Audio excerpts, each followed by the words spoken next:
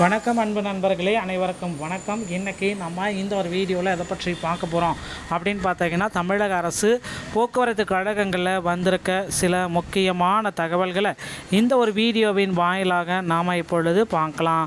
மக்களை நீங்கள் நம்முடைய சேனலில் முதல் முறையாக பார்க்குறீங்க அப்படின்னா மறக்காமல் ஒரு சப்ஸ்கிரைப் அண்ட் பெல்லை கிளிக் பண்ணி வச்சுக்கோங்க. ஸோ வாங்க இந்த ஒரு வீடியோக்குள்ளே போகலாம். ஸோ டிஎன்எஸ்டிசியில் காலி பணியிடங்களுடைய அறிவிப்பு 2026 காலி பணியிடங்களுடைய அறிவிப்பு எப்பொழுது வரும்? தமிழக அரசு போக்குவரத்து கழகத்தில் டிரைவர் மற்றும் கண்டக்டர், ஓகேங்களா? ஸோ இந்த 2 கேட்டகரிக்கு நீங்கள் ஜாயின் பண்ணணும் அப்படின்னா என்னென்ன விதிமுறைகளை பின்பற்ற வேண்டியதாக இருக்கும் மக்களே? ஸோ டிஎன்எஸ்டிசியை பொறுத்த வரைக்கும் புதிய அறிவிப்புகள் எப்பொழுது வரும், மேலும் பார்த்திங்கன்னா சேர என்னென்ன விதிமுறைகளை பின்பற்றணும், இதை பற்றி எல்லாமே இந்த ஒரு வீடியோவின் வாயிலாக நம்ம பார்க்கலாம். ஸோ டிஎன்எஸ்டிசியோடைய அதிகாரப்பூர்வ அறிவிப்பு மற்றும் இந்த 2025 டிசிசி நியமனத்துடைய பெண்டிங் லிஸ்ட்டு. ஸோ 2025 டிசிசியில் நியமனங்கள் அனைத்துமே பார்த்திங்கன்னா பெண்டிங் லிஸ்ட்டில் இருக்குது.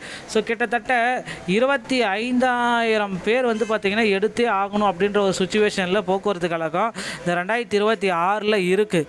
ஆனால் பார்த்திங்கன்னா இன்னும் பார்த்திங்கன்னா வேக்கண்ட் எல்லாமே இருப்போம். சென்ற ஆண்டில் 3,274 பேர் டிசிசியில் எடுத்தாங்க.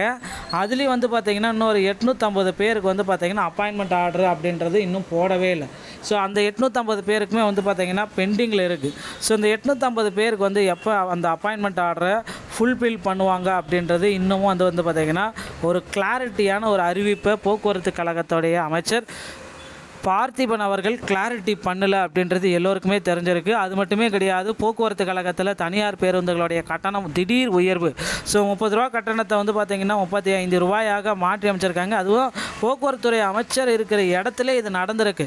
இந்த பேருந்துடைய உரிமத்தை அவர் ரத்து செய்யறதுக்கு அவருக்கு அதிகாரம் இருக்கா இல்லையான்றது இன்னும் தெரியலை. ஏன்னா ஒரு மக்களை ஏமாற்றுறாங்க. தனியார் பேருந்து நிலையங்கள் பேருந்துகள் பார்த்திங்கன்னா இந்த மாதிரி ஒரு மக்களை ஏமாற்றி கொள்ளையடிக்கிறதுனால அமைச்சர் அவர்கள் அவருடைய சொந்த மாவட்டத்திலேயே இது மாதிரி நடக்குது. போக்குவரத்து துறை அமைச்சர் அவர்களுடைய சொந்த மாவட்டத்திலே இது நடக்குது.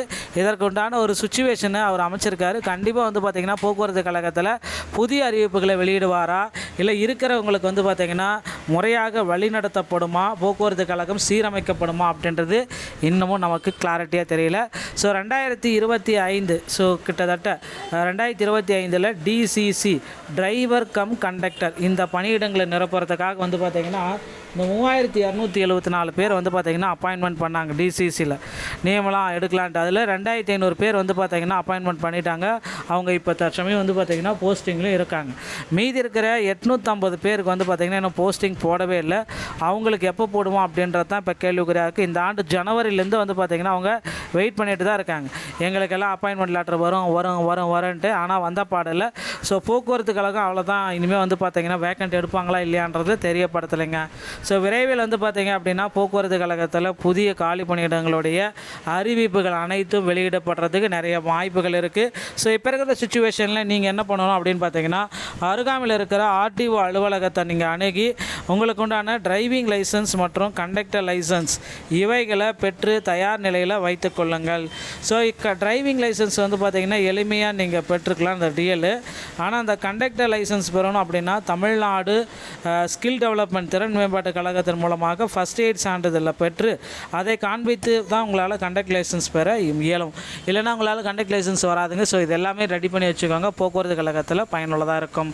இந்த ஒரு வீடியோ பதிவு உங்களுக்கு ரொம்ப ரொம்ப பயனுள்ளதாக இருக்கும்னு நினைக்கிறேன். மீண்டும் ஒரு நல்ல தகவலோடு நான் உங்களை சந்திக்கிறேன். நன்றி, வணக்கம்.